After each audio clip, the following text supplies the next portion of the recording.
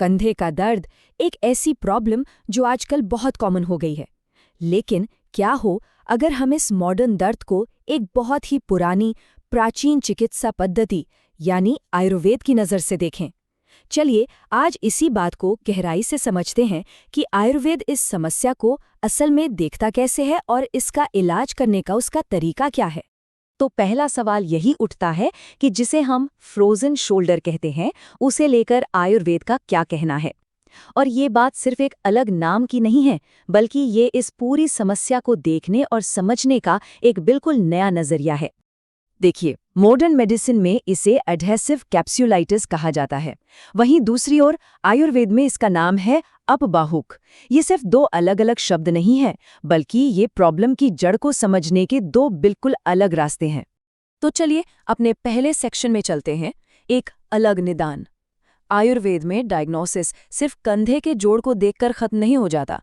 नहीं, ये उससे कहीं ज्यादा गहरा है। चलिए पता करते हैं कैसे।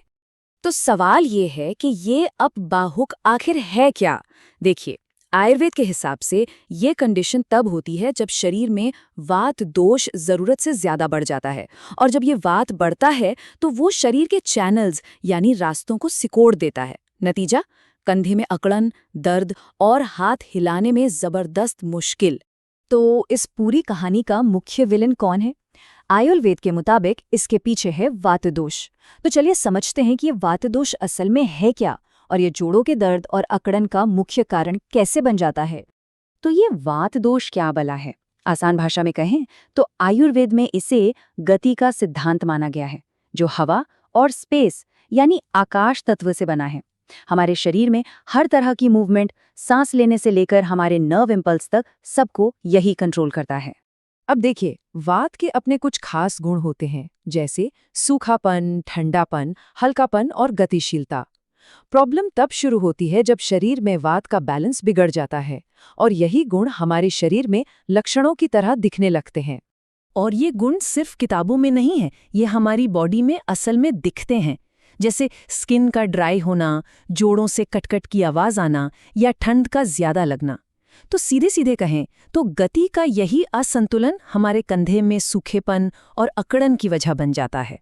तो थियरी तो हमने समझ ली, अब देखते हैं कि ये असलियत में काम कैसे करती है। चलिए एक रियल लाइफ केस स्टडी के जरिए इस पूरी प्रक्रिया को और बेहतर तरीके से समझते हैं। तो ये केस है एक 54 साल की महिला का। उनकी प्रॉब्लम वही थी जो बहुत लोगों को होती है, दाहिने कंधे में दर्द जो नीचे कोहनी तक जाता था, और पिछले 3 महीनों से उन्हें अपना हाथ हिलाने में भी काफी दिक्कत आ रही थी। अब उनके इलाज को देखिए, ये सिर्फ एक गोली या दवा देने जैसा नहीं था, ये एक पूरा प्लान था। इसमें बाहरी इलाज जैसे तेल मालिश और हर्बल स्टीम, दर्द वाली जगह पर खास लेप लगाना, खाने के लिए दवाएं, और यहाँ तक कि नाक के जरिए दी जाने वाली एक खास थेरेपी भी शामिल थी। और जो रिजल्ट्स आए वो सच में देखने लायक थे। जब इलाज शुरू हुआ तो उनका दर्द 10 में से 8 के लेवल पर था, मतलब बहुत तेज दर्द। लेकिन सिर्फ 25 दिनों के अंदर ये दर्द 8 से घटकर सिर्फ 1 पर आ गया, मतलब दर्द लगभग खत्म। ये कितना बड़ा सुधार है ना? और सिर्फ दर्द ही नहीं, उनकी मूवमेंट में भी जबरदस्त सुधार हुआ। इलाज से पहले वो अपना हाथ मुश्किल से 80 डिग्री तक उठा पाती थी, और इलाज के बाद ये रेंज सीधी 2 गुनी होकर 160 डिग्री हो गई, जो कि लगभग नॉर्मल है। ये दिखाता है कि उनके कंधे की फंक्शनैलिटी वापस लौट रही थी। और हाँ, ये कोई अकेला मामला नहीं है। 15 मरीजों पर एक और स्टडी की गई, जिसमें ये पाया गया कि आधे से भी ज्यादा लोगों को आयुर्वेदिक इलाज से अच्छा खासा सुधार महसूस हुआ। इससे पता चलता है कि ये अप्रोच कई लोगों के लिए वाकई काम कर सकती है। लेकिन कहानी यहीं खत्म नहीं होती। पूरी तस्वीर को समझने के लिए हमें आयुर्वेदिक दवाओं की कॉम्प्लेक्सिटी और खासकर उनके सेफ्टी से जुड़े पहलुओं पर भी ध्यान देना होगा। आयुर्वेद में एक बहुत पुरानी कहावत है कि सही तरीके से एक जहर को भी दवा बनाया जा सकता है, और अगर तरीका गलत हो तो एक अच्छी भली दवा भी जहर बन सकती है। ये बात स्थावर विष के कॉन्सेप्ट को समझाती है, मतलब वो विष जो पौधों और खनिजों से मिलते हैं। तो यहाँ असली चैलेंज क्या है?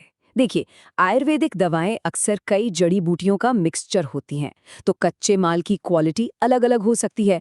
मॉडर्न मेडिसिन की तरह फिक्स डोज की कमी भी एक मुद्दा है। और सबसे जरूरी बात, एकोनाइट या मर्क्यूरी जैसी शक्तिशाली चीजों को अगर सही ढंग से प्यूरिफाई नहीं किया गया तो वो खतरनाक भी हो सकती हैं।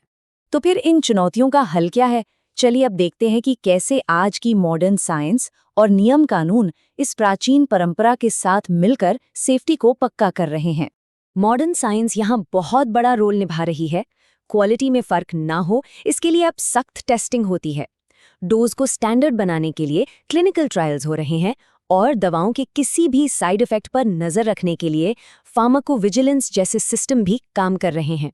आखिर में, जैसा कि स्रोत सामग्री में भी कहा गया है, परंपरा और सुरक्षा का यही मेल आयुर्वेद के लिए एक मजबूत और टिकाऊ भविष्य का रास्ता तैयार करेगा। ये असल में प्राचीन ज्ञान और आधुनिक विज्ञान का एक बहुत ही पावरफुल संगम है। तो ये पूरा विश्लेषण हमें एक बहुत बड़े और जरूरी सवाल पर लाकर छोड़ता है। बेहतर हेल्थ के लिए हम प्राचीन ज्ञान और मॉडर्न साइंस, इन दोनों का सबसे अच्छा तालमेल कैसे बिठा सकते हैं? ये एक ऐसा सवाल है जिसका जवाब हम सबको मिलकर खोजना होगा।